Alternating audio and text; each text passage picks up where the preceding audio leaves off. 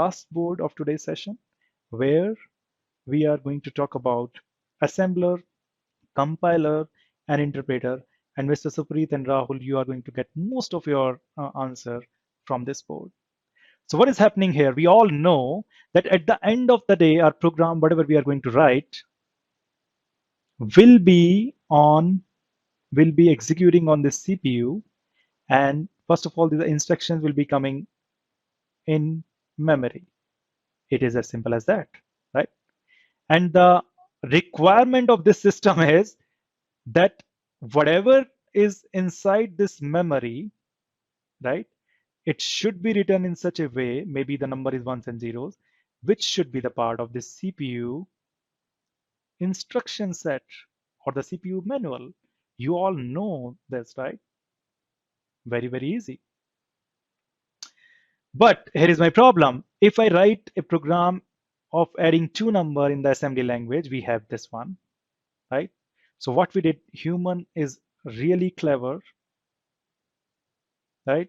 He didn't want to do this job to convert the assembly language into the machine language, which is the language eventually executed by the CPU, right? So he didn't do this work. He wrote a special program whose duty is to convert that the meaning of this load A5, whoever is writing load A5, the meaning is 1011000101, right? So basically somebody has written this program that if somebody is writing load A something, the meaning is this instruction should go into the memory. And that program is assembler. So assembler is a program which actually converts your assembly language into machine language. It is as simple as that. But we do not use any assembly language in today's world. And the reason is because we do not, because there are many languages which are more closer to human beings than assembly language. And these languages are high-level language. Suppose one such language is C++. Somebody has written this code into the C++. I'm not talking about that, Mr. Vishnu, this is not C++ language. Maybe if you run this program, there is an error. I'm not talking about the syntax of C++ language. I am just talking about that C++ is a high-level language. It is more closer to human being.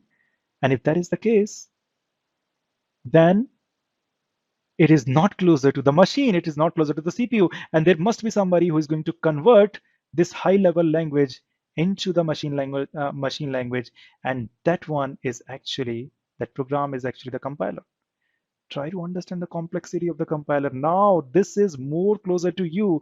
Compiler is going to check each word, print, or maybe print something. It is going to read that. It is going to read num1 is equal to 20. Maybe he will be understanding something like this, that in a memory location, the location name is number 1, and we need to install and we need to give it to a value 20, right? There is another memory location which is number 20. We need to give it value 30. It is as simple as that. But try to understand the complexity of this compiler. It is going to read the language which is just looking like your normal English language, pretty close to that, and then convert this into something 101010, which can be understandable by CPU. And the limitation is the compiler needs to give this value, which should be inside this catalog or this instruction set of the CPU. Believe me, when the first computers like 8085 or 8086 processor, if we talk about in assembly language, or the instruction set of this 8086 processor was only 100 and maybe 20 instructions, right? If we talk about this instruction set, how many instructions was there overall?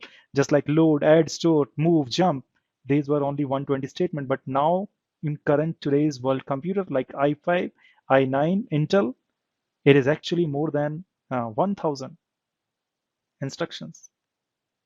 So this compiler, at the end of the day, it is taking your high-level languages and convert them into the machine language. So if you have written a program, here is your program in the C++. This compiler is going to read it. And then this compiler is going to convert this into a file, right? This file is going to have all 0, 1, 0, 1, 0, 1, 0, right? Basically, this file is going to have all the machine language code, and we call this file as executable file. If you have heard .exe in window, basically this is the product, right? Somebody has written a program and compiler has converted that program into an exe file, which actually contains all ones and zeros, which is understandable by the CPU. And if you double click on this, the meaning is this file is going to load it into the memory, and then CPU is going to start working with that. So what is happening behind the scene when you write a computer program in language like C++? I'm repeating this process once again. So suppose you have written a program on this file. This is written in C++. First thing first, what you're going to do is compiler is going to read this program. It is going to check whether you have made some error or not. If there is no error, then basically it is going to convert this program into a file which is known as executable file. Here, basically, you are writing the program in high-level language like print, add, subtract, whatever, right? But here, everything is going to be converted in ones and zeros forms, ones and zero form, which is more closer to computer, right? And this file is known as an executable file. Now, you do not need this program also, because now you have ones and zeros file. And that is why we call it an executable file. Why? Because this file can be directly loaded into the memory, because all the content is going to be like this, and CPU here is going to read it. This is your executable file. But here is my problem with this. The problem is, suppose this compiler was running on a machine where we have Intel CPU. So it has converted the compiled or the executable in the forms of 1010, which is understood by the Intel CPU. And suppose now I want to run the same program on AMD, which has different instruction set. It means that if I take this exe file here on the AMD, maybe it is not able to understand these ones and zeros, because for Intel CPU, the instruction set is different, AMD, the instruction set is different, and that is the problem. If you have the compiled code, if you have the executable, maybe it can run on one platform, it cannot run on another, and it might not run on other platform. It is as simple as that. But the whole sole point and the whole sole takeaway from this compiler is that it is a program. Try to understand the complexity of the program. Many people have written this. It is just taking your normal looking language in the form of C++ as an input. It is converting them into the machine language, which is called an executable file, which you can directly push into the memory, and CPU is going to execute it. But it is dependent on the platform. Very, very interesting topic, guys. Here, I have explained what is the meaning of assembler, what is the meaning of compiler, and you must be thinking, where is Mr. Vishnu? You didn't explain the interpreter, and I cannot explain you the concept of interpreter in this class, and the reason is it is going to take me 10 to 15 minutes. Because C++ is a compiled language which needs a compiler, but Python, mostly whatever we are going to use is an interpreted language. I'm using this word again and again, but I haven't told you the meaning of it. Believe me, it is going to be very, very interesting when we try to understand in the next class, and we will be starting with assembler, compiler, and interpreter from this board. Specifically, we will be talking about interpreter.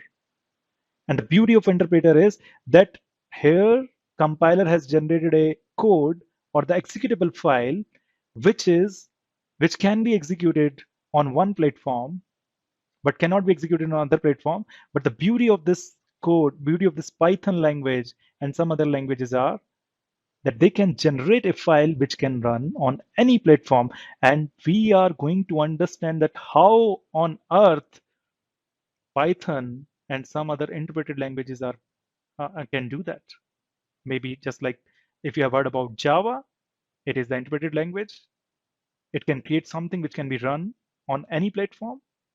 But C and C++ are platform dependent. You need to take a complete program. You need to convert it into the executable code. That executable code can run on only that machine or specifically onto that platform. The machine word is not correct, but whatever the platform means, if we are running on Intel, it should run on all the Intel platform, but not on other different platforms. This is what I wanted to have in this session.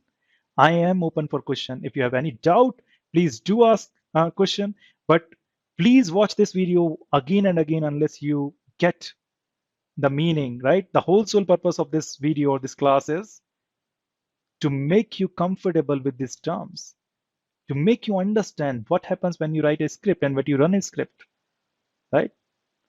There are some other things which also comes into picture, how CPU work, how your memory work. Very, very interesting concept. Having said that, if you have any doubt, any question, please do ask. Otherwise, we can end the session now. Anybody, any doubt?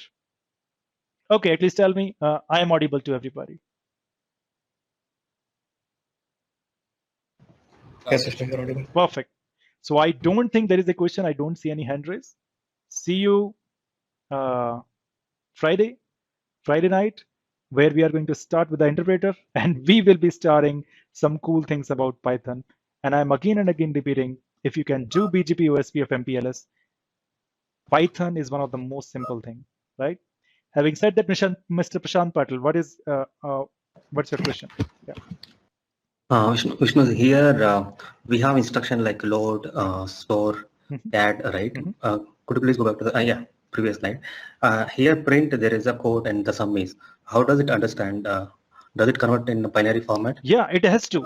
Anything basically which you are written. See, just try to understand. At the end of the day, the computer, who is going to do the task for you?